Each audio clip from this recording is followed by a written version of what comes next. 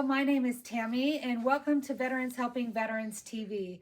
I am a Navy veteran, and I'm also the Veteran Services Coordinator here at UC Riverside. We've got a special guest with us today who has an amazing story. We want to introduce him so he can tell a little bit about himself. Hello, Donald. Would you mind telling us a little bit about your major, your branch of service, and where you're from? Of course. So I grew up in West Covina, right here in California.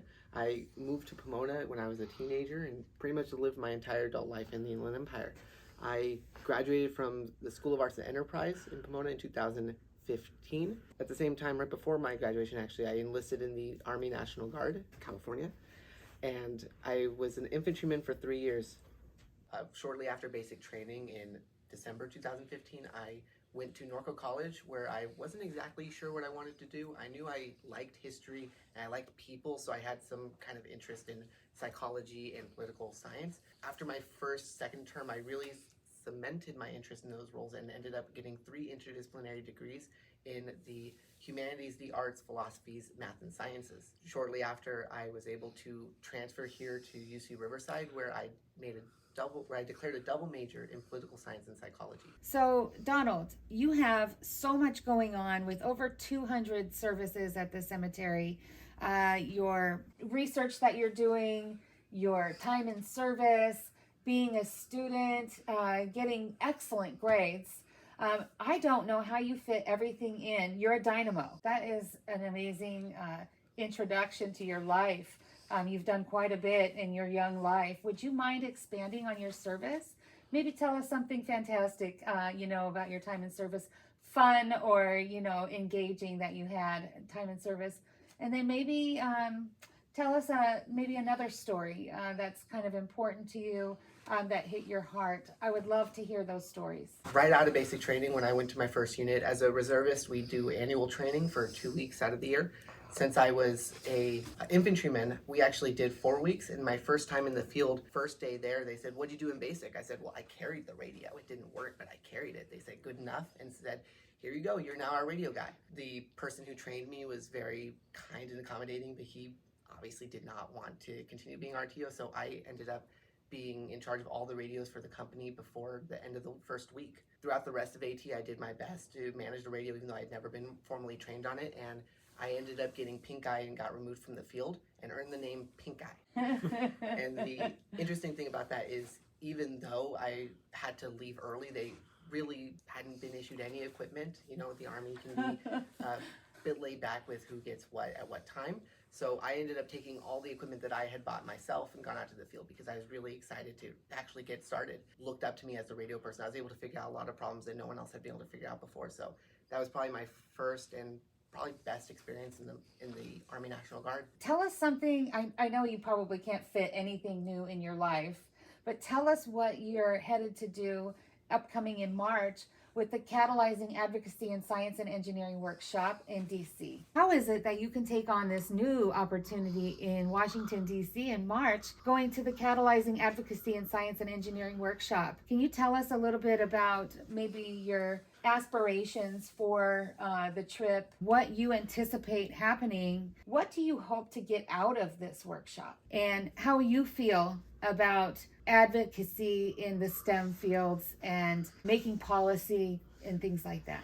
Are you going to say, what are the goals, like the program as a whole, what are their goals? To teach you all how to interpret and create policy in regards to research in those fields. You can basically say that you're meeting with Congress to advocate for research. Well, I want to tie in is the fact that because I'm doing political theory, my interest in that is from a philosophical perspective. Yeah. So that's a very interesting segue into my research interests. So as a researcher of political science and political theory, it's a very interesting idea that I'm going to be advocating for STEM with Congress people. What do you hope to get out of this workshop? What I hope to get out of that is a better perspective on policy surrounding those kinds of issues, because as we know, the world today is not very friendly to a lot of scientific advancements. How do you feel, I should say, about being selected to go to the Catalyzing Advocacy in Science and Engineering Workshop in Washington, D.C. next month?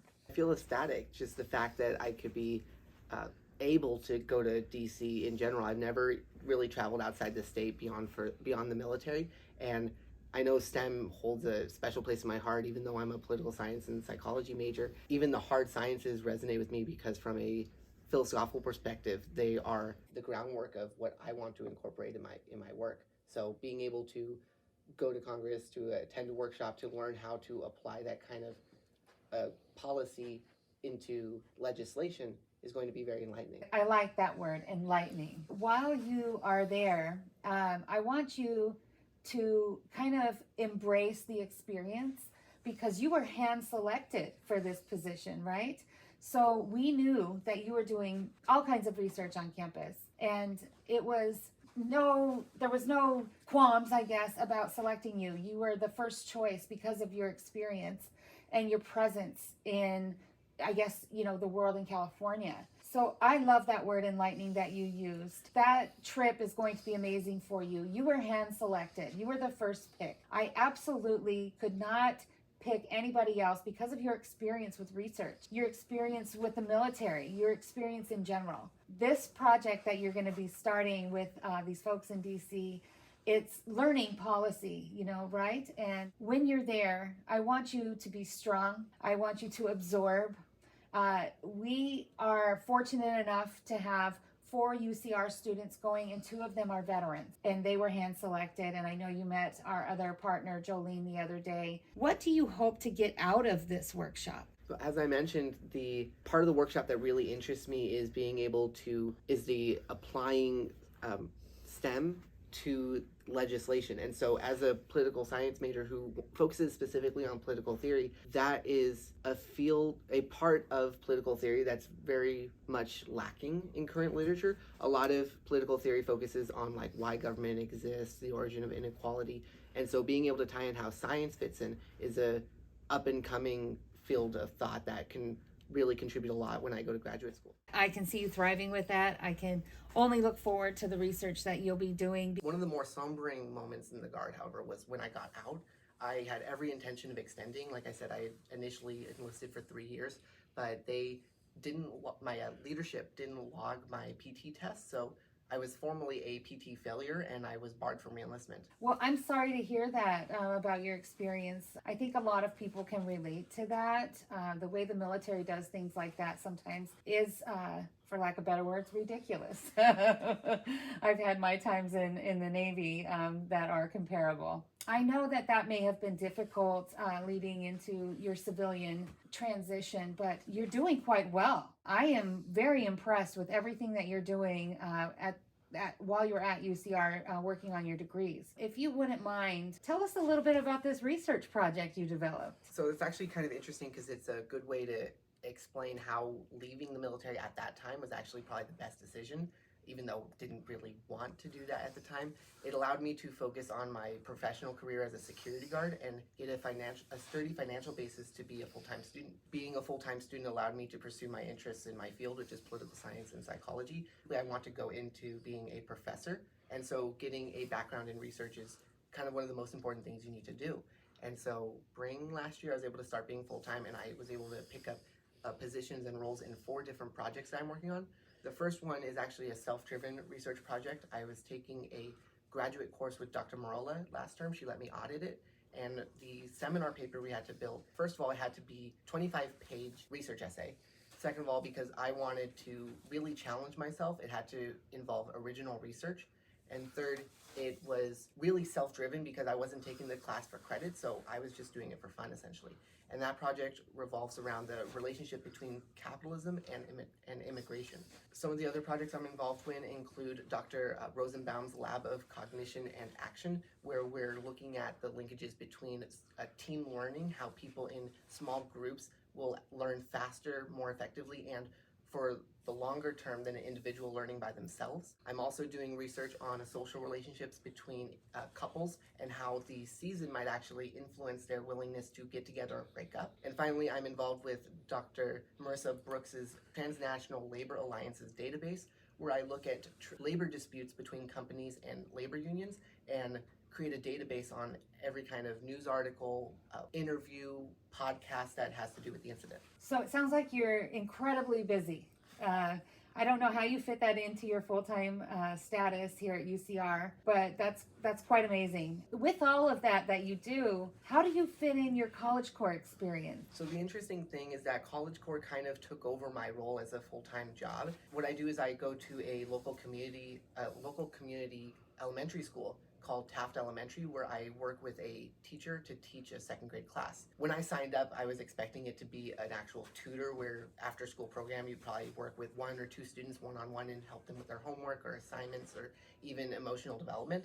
But what it's really turned into is more like a substitute role where I support the teacher in whatever they're working on. I'll take small groups of students and read with them, do math, help them with whatever their deficits are. And even when the teacher isn't there, I help the sub by acting as a form of continuity for the students. It sounds like your 4.0 is really paying off, right? Going back to something military, you support our fallen veterans at the Riverside National Cemetery. Can you tell me exactly what it is you do there? That's right. I actually perform military funeral honors in support of the 63rd Readiness Division's Casualty Operations Center. Another reason actually why getting out of the National Guard like I did was one of the best things that probably happened to me. About 1.5 years after I got out, I got a call from a career counselor who said, "Hey, did you ever think about getting back in the military?" And I said, "You know what, I actually didn't want to get out. Can you help me?" And he said, "Sure thing. You won't be able to get back into the National Guard, but I can help you get into the reserves." That's perfectly fine with me. Do you know if I'd have to be infantry though? I thought the reserves doesn't have infantry. And he said, "They do technically, but if you're interested in doing a different MOS, we can look into that." So I re-enlisted as a intelligence analyst. I ended up waiting for school to reclass from infantry to intel for about 2 years. And along the way, I told my unit, if there's anything that you need me for, if there's any way I can volunteer to get more experience in the military and help in any way, please let me know. And they were tasked with a military funeral honors mission last minute and told me, "Hey, if you want to help out, here's how you can. Get your service uniform, show up at Whittier Cemetery." And I did. While I was there, I met Sergeant Wong, who's the Southern California Casualty Operations Coordinator, who told me, if you want to do this more regularly, let me know. I did, and I've been doing funerals essentially every other day for the last 1.5 years. I've done about 220 services now. Donald, I know that you are so busy with over 200 services there. So I know that I appreciate all your service that you're doing with the fallen. I know that probably every veteran owes you so much for doing that. Not everybody takes on that responsibility. With all of these things that you've told us, you've got to have a full life. I can't wait to see how your future goes. Graduate school and everything else in between. Like I said before, you're quite an amazing man. I mean, I don't know what else to say. What is your goal in graduate school? Do you know what program you're going to go into? So I don't know exactly what programs I'm going to be going into yet. I was able to send out about 20 applications last fall. Haven't heard anything back yet, but I know it's going to be a PhD program in political science. I agree with you when you talk about how it's going to fit into the STEM field. You're going to make change. I see it. I feel it. I should just congratulate you now because I know it's going to happen.